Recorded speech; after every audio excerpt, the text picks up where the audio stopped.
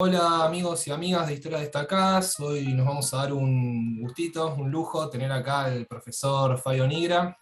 Fabio Nigra es profesor, licenciado y doctor en Historia por la UBA, tiene una maestría en Política Económica Internacional por la Universidad de Belgrano, es titular de la Cátedra de Historia de Estados Unidos de la UBA, da seminarios, es el director de la carrera y ha escrito varios libros, entre ellos Una historia económica inconformista de los Estados Unidos, Hollywood y la historia de Estados Unidos, historia de cine, Hollywood y Estados Unidos. ¿Cómo estás, Fabio? ¿Todo bien? Todo muy bien y agradezco la invitación y bueno, agradezco a los que estén acá escuchándome. No, por favor, gracias a vos. La verdad que es un lujo. Hace rato que teníamos ganas de charlar con vos, porque bueno, uno de tus temas de investigación es esta relación que aparentemente existe entre Hollywood y el Pentágono, el Departamento de Defensa. ¿Esto es así? Yo creo que hay películas de Hollywood que tienen una, digamos, una vocación por quedar bien con el Pentágono y hay otras películas que son básicamente para reclutar. Ejemplos. Top Gun es una película para reclutar. A la Fuerza Aérea le faltaba gente, y entonces hacen esa película que cuando sale fue tal el éxito que, por ejemplo, diferentes gente de las Fuerzas Armadas, Marina, Fuerza Aérea, tenían un puestito en el hall del cine. ¿Entendés? Sí, O sí. sea que salían del cine y Y firmaban. firmaban. Hay películas que necesitan al Pentágono porque si no les saldría todo mucho más caro. Te pongo ejemplos contradictorios. La caída del Halcón Negro. Ellos podían usar helicópteros Bell y transformarlos digitalmente, pero se les encarecía no sé cuántos miles de dólares más. Entonces necesitaban los Black Hawk. ¿Entendés? Entonces, ¿qué hicieron? Y esto es muy común. Le entregan al Pentágono el guión. El Pentágono censura.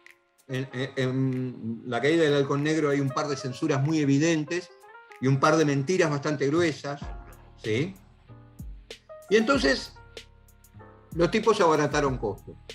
Contrario censo, Apocalypse Now, se tuvo que ir a filmar a Filipinas, tuvo que sentarse con las Fuerzas Armadas de Filipinas, poner plata para que les presten los helicópteros, porque en el Pentágono deben haber leído el guión de Apocalipsis y dijeron, no, nosotros no somos esto.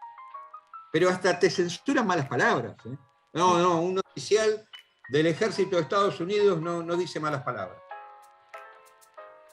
O sea, hay una relación de dependencia en donde hay como un momento clave que es a principios del 42, en que Roosevelt, una vez ya ingresados en la Segunda Guerra Mundial, al ser atacados por Japón, declararle la guerra a Japón, que Hitler, por primera vez en su historia, cumple un pacto que había firmado y entonces, como tenía un pacto mutuo con Japón, le declara la guerra a Estados Unidos.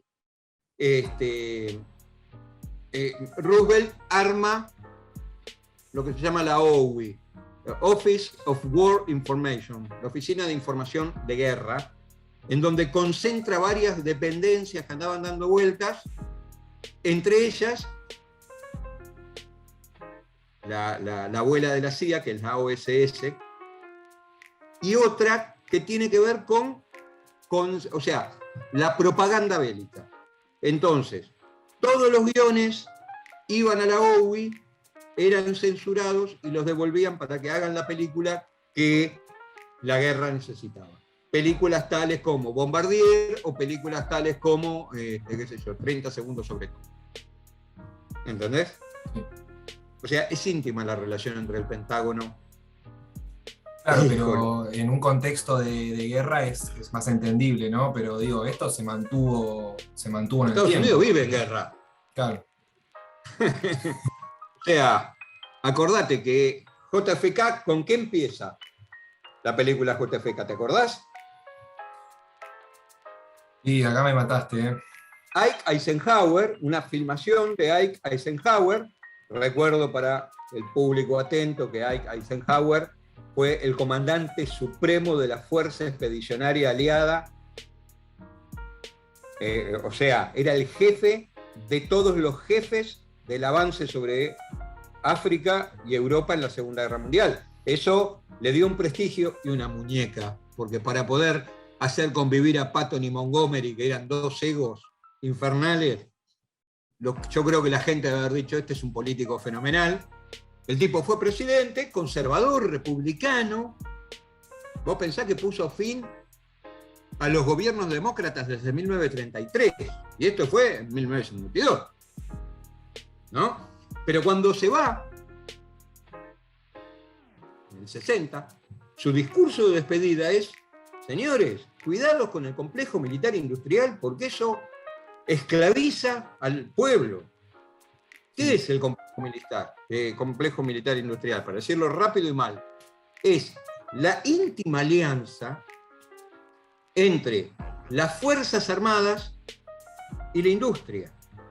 De forma tal que, ejemplo concreto, dos te voy a dar. Vos sos el coronel Mackenzie de la Fuerza Aérea, ¿sí? Ya está, pasás a retiro. No pasás a retiro, te retirarás con 55 años y pasás al directorio de la McDonnell Douglas. O sea que provee aviones de combate al ejército y a la Fuerza Aérea y a la Marina, ponele. ¿Se entiende? Sí, sí. Ese muchacho tiene mucha rosca, porque llegó, te digo, coronel, ponele general. Tiene llegada en Washington, hace lobby, en Estados Unidos el lobby está permitido, es legal, pero al mismo tiempo tiene llegada sobre sus antiguos camaradas. O sea, yo, general retirado, paso a tomarme un whisky con el general en actividad y le digo: negro, mirá este avioncito, mirá qué chiche, por 30 palitos te saco uno. Es terrible, es terrible. Y por eso, o sea, caer en que Estados Unidos vive en guerra exclusivamente por eso es un error. Es ser muy lineal.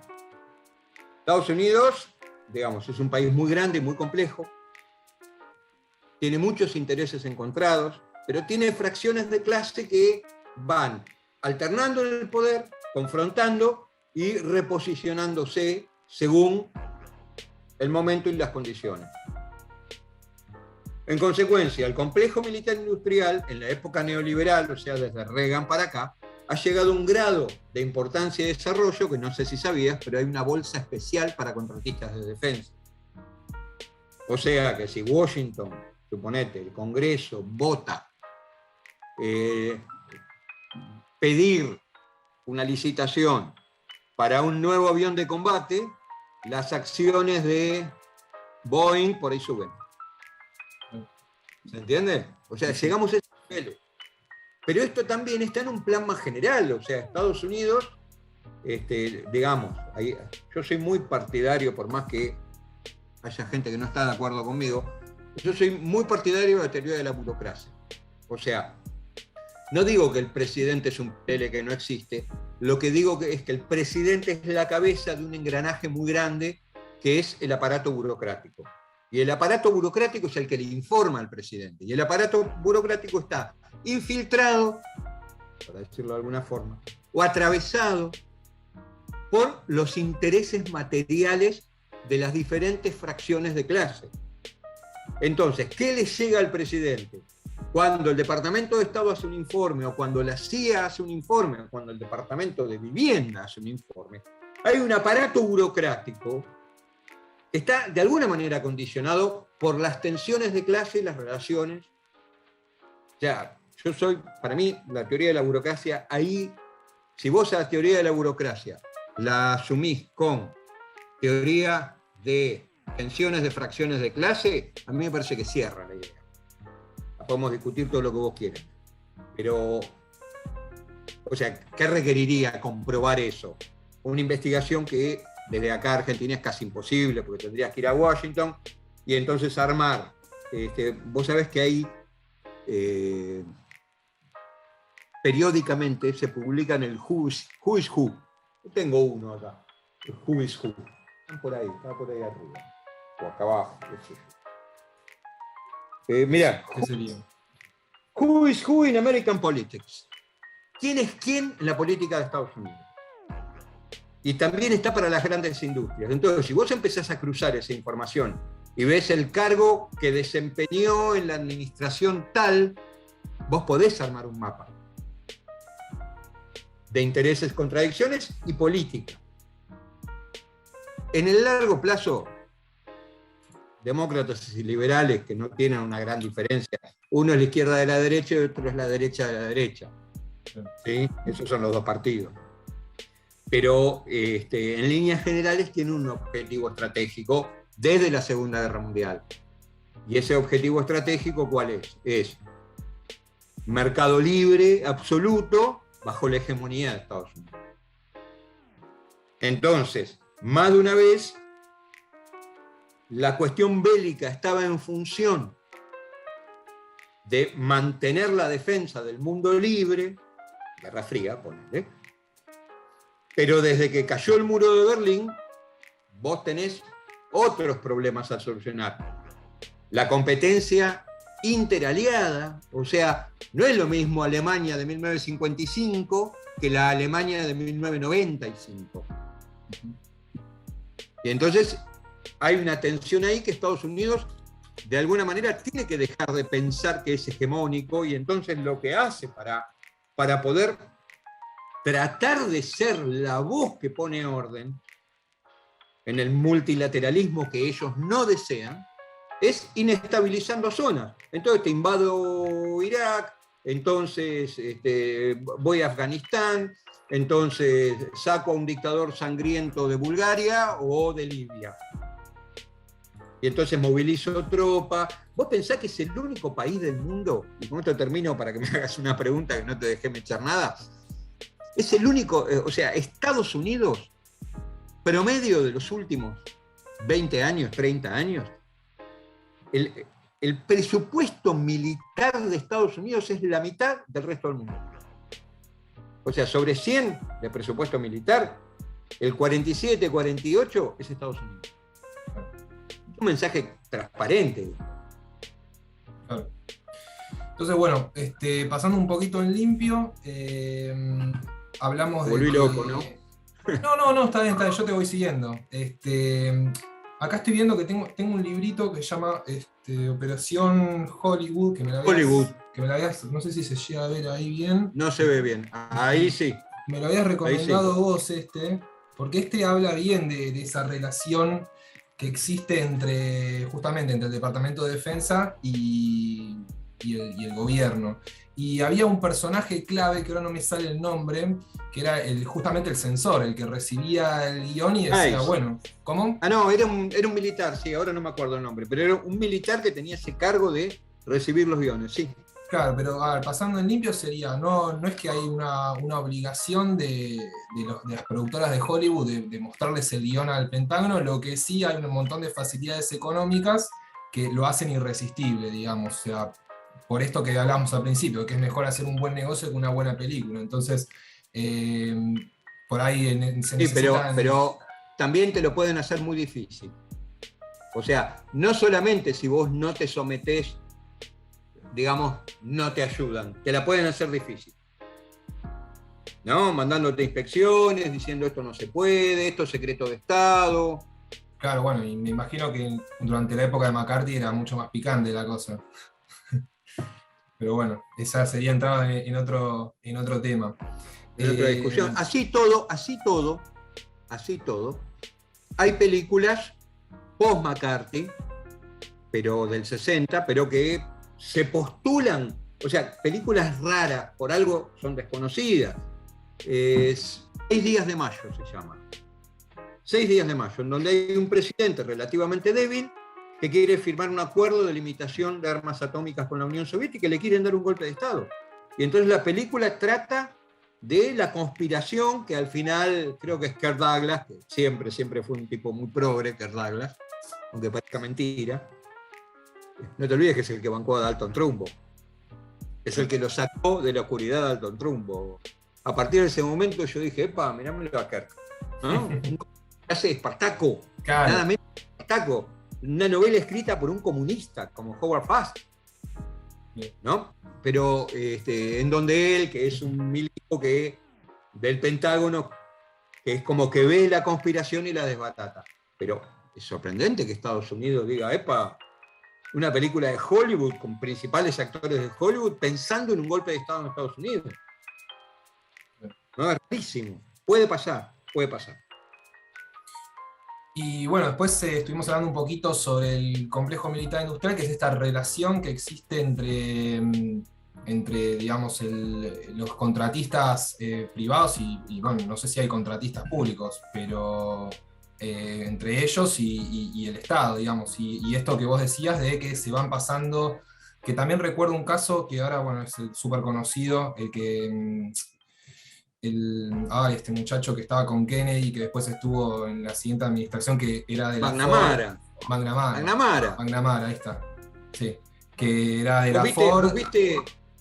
¿Vos viste por casualidad The Fog of War? Sí. Tremenda. Tremenda. A ver, y esto, yo lo que aprendí, aprendí mucho con esa película, sí, porque es sobresaliente. Recomendable.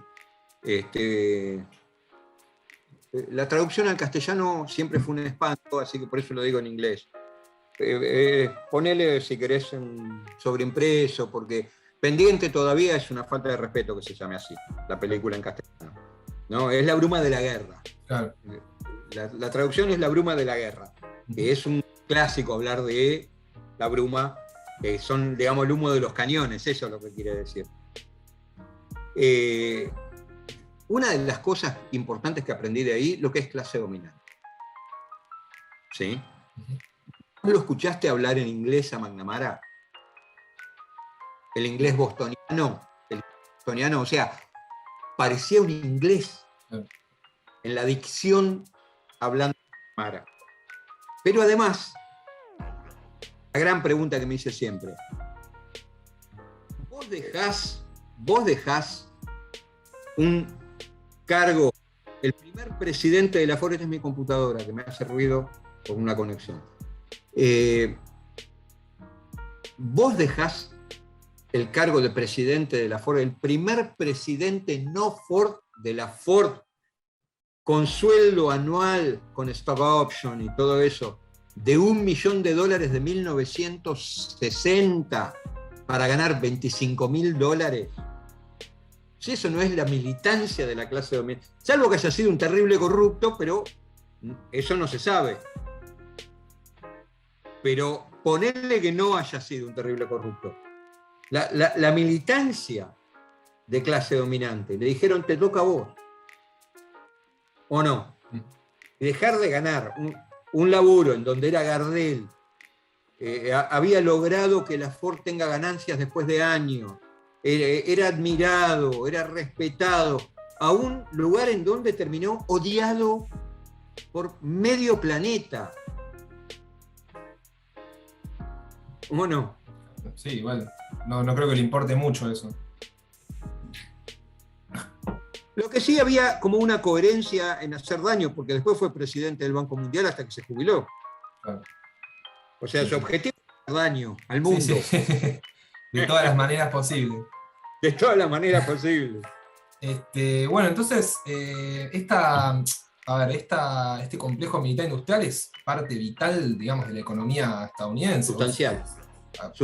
Por eso esa necesidad de involucrarse en conflictos o de quizás buscar cualquier excusa para entrar en su momento en la Primera Guerra Mundial, en la Segunda. Vos date cuenta, yo creo que en la Primera Guerra se conforma, se arman las bases. En la Segunda se consolida y en la segunda, o sea, en la posguerra de la Segunda, es uno de los ejes organizadores de la economía norteamericana. Vos date cuenta que cuando Estados Unidos entra en crisis, fines de los 60, principios de los 70, había como un rechazo muy grande de la gente hacia la guerra. Carter saca la ley de poderes de guerra, limita la CIA. Y vos date cuenta que la reestructuración que va a proponer Reagan los pone de vuelta en el primer lugar. Y en líneas generales, si hacemos a grandes trazos, los republicanos son más afables con, con el complejo que los demócratas. Porque los demócratas, desde Clinton en adelante, juegan más con el capital financiero y con ciertos aspectos de la tecnología, mientras que el complejo militar industrial es tecnología de avanzada pero bélica, vinculado a un sistema petrolero fordista, si querés decirlo así. Eso es lo que, o sea, la elección del 2000, que fue tan escandalosa, era eso, ¿eh? O sea, fordismo, petrolero, complejo militar contra las nuevas tecnologías de Silicon Valley y Wall Street. Y por eso tuvieron que robarla la elección, porque no la ganaban, objetivamente. Ah, bueno, o sea, sí. que los republicanos siempre representan sus intereses, hasta Trump. Hasta Trump. Claro. Más, menos, más violento, menos violento, más bocón, menos bocón, más inteligente, menos inteligente. Pero en líneas generales, un gobierno republicano, léelo y vas a ver que tiene una línea más productivista, fordista, petrolera y complejo. Claro. Y bueno, y el otro día leí que ahí en la revista esta de Huellas de Estados Unidos, que sacaron el último número, después bueno, vamos a pasar el link, sacaron el último número, es una publicación que hacen entre varios profes y bueno, hay también colaboraciones de invitados. 10 años. 10 años. 10 años. Tremendo. Bueno, habías escrito vos una editorial de los 20 años de las Torres Gemelas. Claro, ¿eso tiene alguna relación con el complejo militar industrial? O sea, medio que se activó de golpe eso, ¿no? Mirá, a mí lo que me parece, o sea, acá podemos, en el editorial lo que pretendo hacer es un análisis de largo plazo, ¿sí? Pero para esta pregunta que me haces deberíamos hacer una cosa más acotada. Yo creo que, a ver, las teorías conspiranoicas las podemos discutir, ¿sí? Como podemos discutir si Estados Unidos o, digamos, los dirigentes más encumbrados de Estados Unidos sabían que iban a atacar Pearl Harbor. Y se hicieron los giles, chiflaron para un costado y permitieron ese ataque para poder justificar el ingreso a la guerra que querían entrar. En el caso de las Torres Gemelas, ponele que no haya sido impulsado por cierta interna de Estados Unidos. Bueno, pongamos que no. Vamos a creer la versión oficial, ¿no? Claro, partamos desde ahí. Pero hay elementos que a mí me llaman la atención. Por ejemplo, cuando, previo a las Torres Gemelas 2001, Bush hijo la estaba pasando mal en términos económicos. Estados Unidos se había entrado en una recesión importante. Venían de un crecimiento no muy grande, pero constante durante los años de Clinton. Fue tal, en términos macroeconómicos, ese crecimiento, que cuando se estaba yendo Clinton, estaban pensando cómo hacer para devolver lo que habían cobrado en impuestos de más. Devolverle al contribuyente, porque habían llegado al equilibrio fiscal y les sobraba plata. Cuando asume Bush empieza una recesión, esa plata, dijeron no paremos, y ahí es donde viene, si se quiere, una gran ayuda que fue el ataque a las Torres Gemelas. Porque la política neorreganiana que estaba tratando de hacer Bush, había bajado los impuestos a los más ricos, que es la clave, ¿no?, del mundo neoliberal, Casualmente viene el ataque y le permite decir, bueno, a ver, déficit, emitimos y empezamos una guerra a tontas y a locas, la guerra al terrorismo. Y vos date cuenta que hicieron desastres. O sea, no había un enemigo, no tenemos un enemigo claro, pero ahí se esconden, vamos. Vos tenés cara de árabe, Guantánamo, o sea, un montón de cosas que le permitieron incrementar el gasto de forma justificada. Y qué casualidad que el gasto que eligen es el gasto militar. ¿Se entiende? Sí, sí.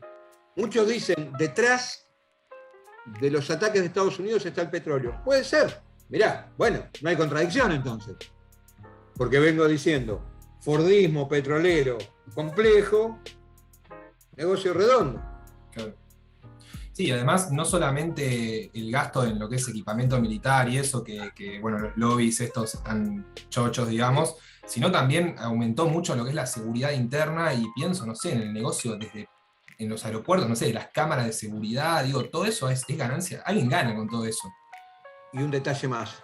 No, pero eso también sumalo a la lógica neoliberal. Vos sabés que las cárceles en Estados Unidos son privadas. Sí, sí. En Inglaterra también, ¿eh? En Inglaterra también. O sea, el Estado le paga a una empresa para que tenga a la gente en cana. Imagínate el desastre que debe ser eso. Inmate from Litchfield Federal Prison is attempting to contact you. To accept this call, please press 1. Aló, Piper, adoración, sos vos, mi amor. Pero hay otro elemento a tener en cuenta, que es que una vez leí un artículo de unos yanquis muy interesante que decían que digamos, lo que te muestran del presupuesto militar no es verdad. Hay más guita todavía. ¿Por qué? Porque agarran y dicen, bueno, vos tenés el presupuesto, defensa, tanta guita, bárbaro. Pero por otros rubros, inversión residencial, te dicen. Mejoramiento público. Y eso es guita para hacer, qué sé yo, una reforma en el aeropuerto de qué sé yo, de la base Edwards, ponele. Cambiamos la pista de la base Edwards, porque está vieja la pista, y los lugares. Y eso no va al presupuesto militar porque entra por otro lado. Claro.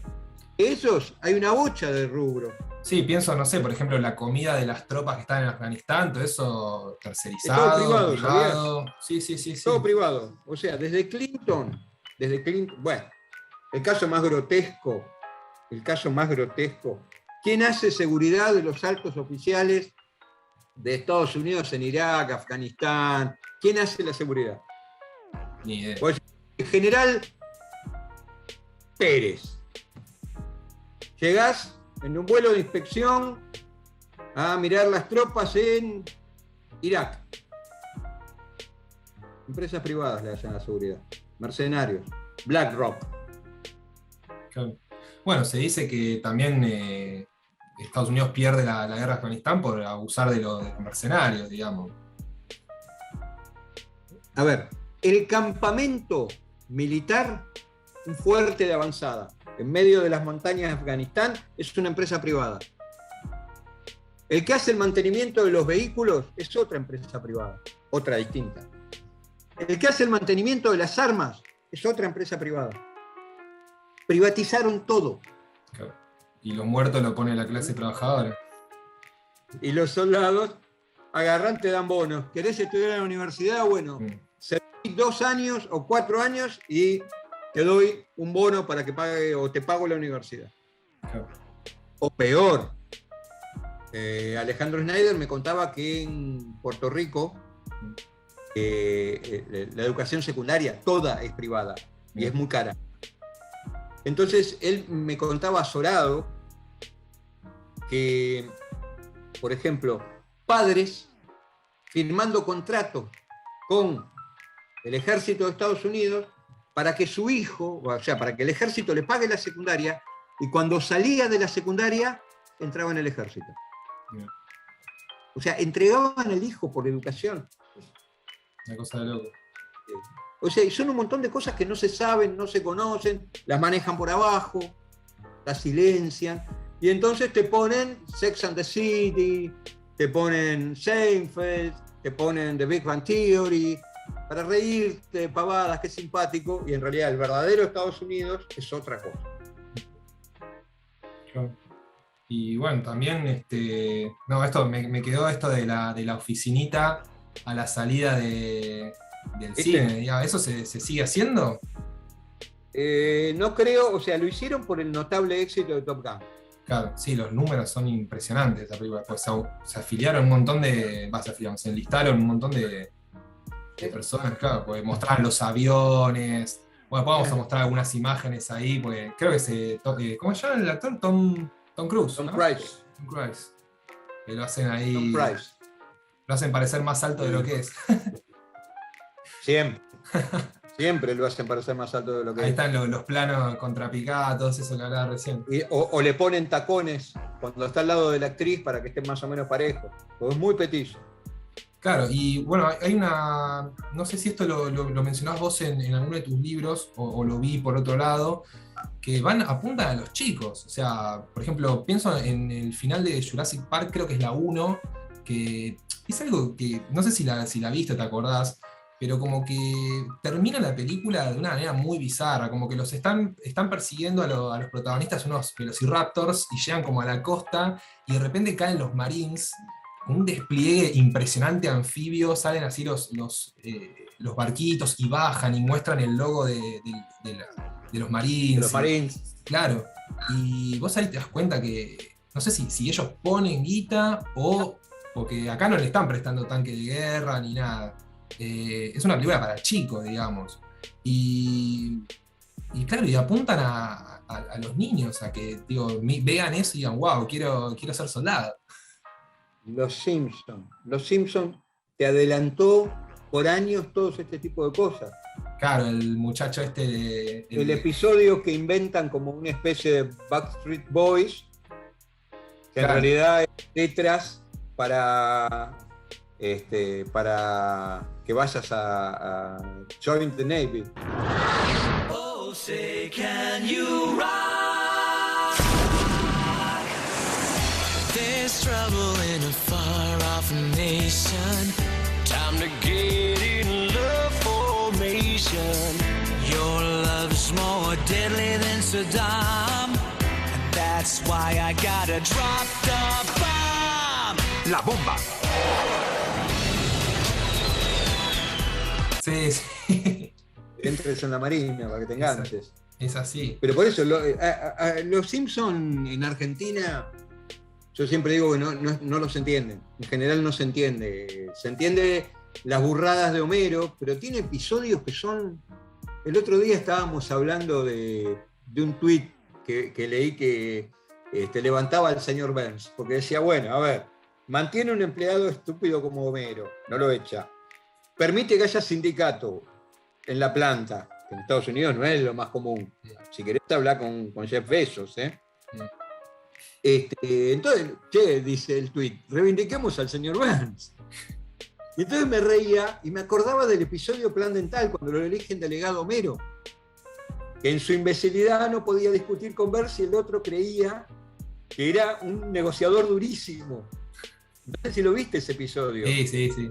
De Plan Dental. Sí, Lisa necesita frenos. El rol de los medios cuando Homero quiere manotear la Venus de Jalea. El papel pero con 20 años lo avisaron. Claro, sí, hay una crítica social tremenda.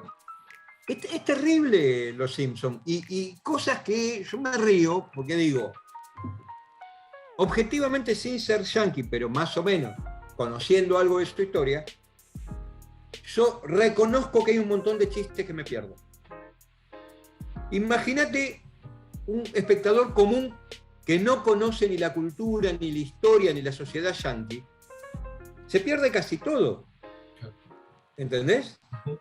Pero Los Simpsons por lo menos las primeras 10 temporadas, después empezó a aflojar, cuando empezaron a cambiar los guionistas. Pero las primeras 10 temporadas es uno atrás de otro, son increíbles los episodios. Vos date cuenta, por ejemplo, el tema del respeto a la diversidad cuando aparece Javier. Yo- ¿no? Que Marge lo banca y lo quiere, los chicos lo miran con admiración y Homero está como loco. Y al final termina siendo Javier el que lo salva. O sea, es muy de avanzada Los Simpsons. Yo diría, mírenlos de vuelta, estudien con atención, porque es mucho más potente de lo que se cree esa serie. Bueno, Fabio, para ir cerrando, pues ya no te quiero seguir robando tiempo. Bueno, agradecerte. No, Ojalá por podamos volver a charlar de algunos otros temas. No sé, tengo muchas ganas de charlar sobre New Deal, sé que sabes un montón sobre eso. Pero bueno, más adelante.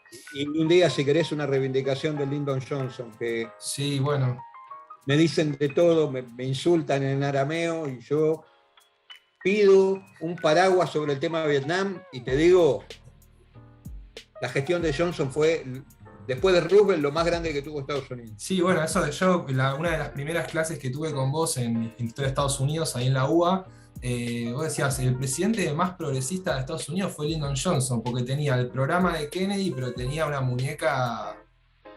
Y lograba todo, Claro. y vos pensás, duplicó el presupuesto educativo, inventó los planes para financiar los comedores universitarios, inventó los planes para darle plata a las madres solteras, inventó Medicare y Medicaid.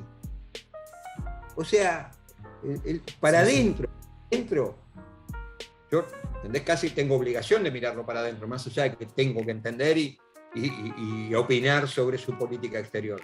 Pero para adentro, dos leyes de derechos civiles. Lo tenía apretado al del FBI Hoover, a Edgar Hoover. Lo hacía hacer lo que quería. O sea, hay que reivindicar a Lyndon. Era un loco, era un bruto, pero era un fenómeno. Para mí era un tipo progresista, en serio.